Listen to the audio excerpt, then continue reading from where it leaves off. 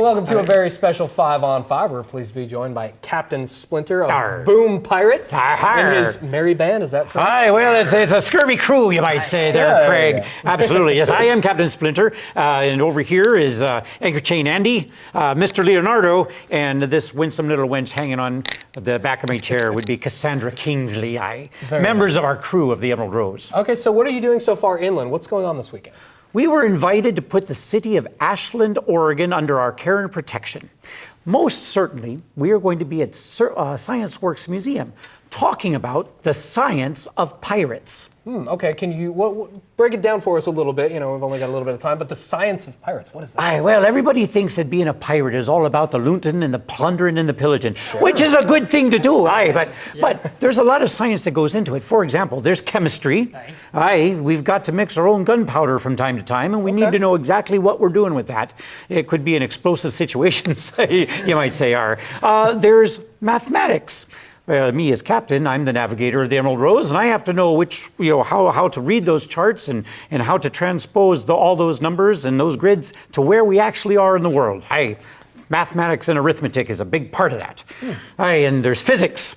Physics, indeed. You know, sure, we're going to have the gunpowder and through chemistry, but we got to know how far the gunpowder is going to throw that cannonball. And we have to take into account range, distance, gravity, all sorts of things.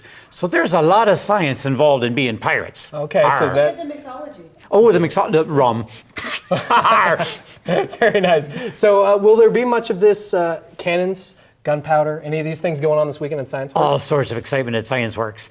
We will be doing live action cannon firing all weekend long. We do have a schedule up on their website, and because we were caught in a web once, I think we cut ourselves out, but then they said no, it's a website, and but you can see our schedule. We're going to have several cannon shows a day. We're going to have several live action stunt shows, showing a little bit of the physics again and getting physical as pirates, doing some live action stunt shows. But we also have some interactive programs for the children inside the Science Works Museum, as well as outside where the crew of the Emerald Rose will be. We have a fantastic historical display, sort of showing the tools of the trade, as it were. Very nice. The sweet trade, I might add. All right. Well, we're going to take a quick break. We'll have much more with the crew in just a moment.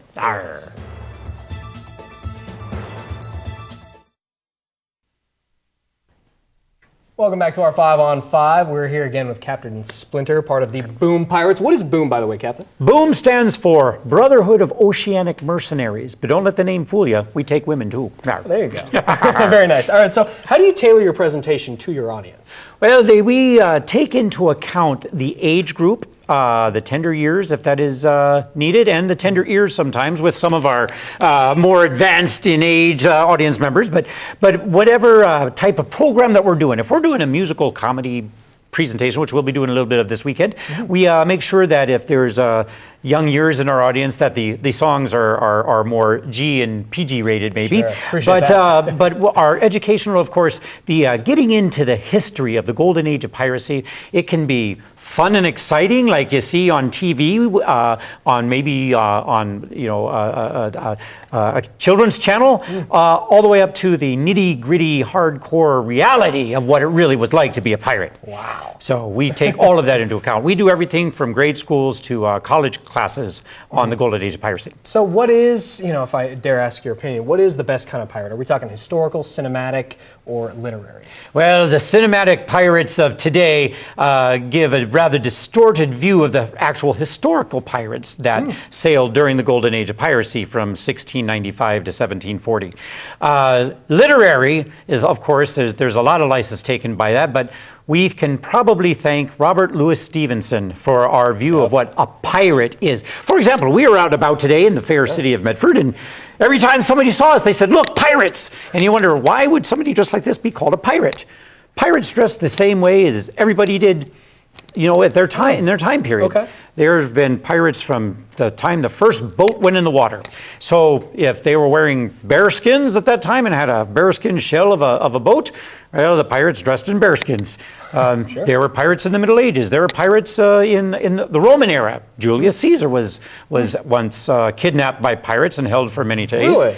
Yes, he was, and I'm sure they wore togas. So, pirates wear what everybody else wears. They look just like anybody else. Okay, and again, this weekend, Science Works, what time are you guys going to be there? We are going to be there Saturday and Sunday from 10 a.m. to 5 p.m. Very nice. Is there a price involved with this? There is. Kids, for 12 and under, it's $5. Kids 13 and up and adults are $5.75. And that's because there are so many interactive displays inside the Science Works as well. So we're encouraging everybody to go in and do that and see that. And we'll also be doing the lecture series in there as well. Very nice. Okay, last question, guys. What's the best pirate movie of all time? Oh, the best pirate movies ever. Wait, I do believe Muppet Treasure Island. Consensus. Well done, everybody. Thank you. Thanks for being here. Stay with us. We'll be right back.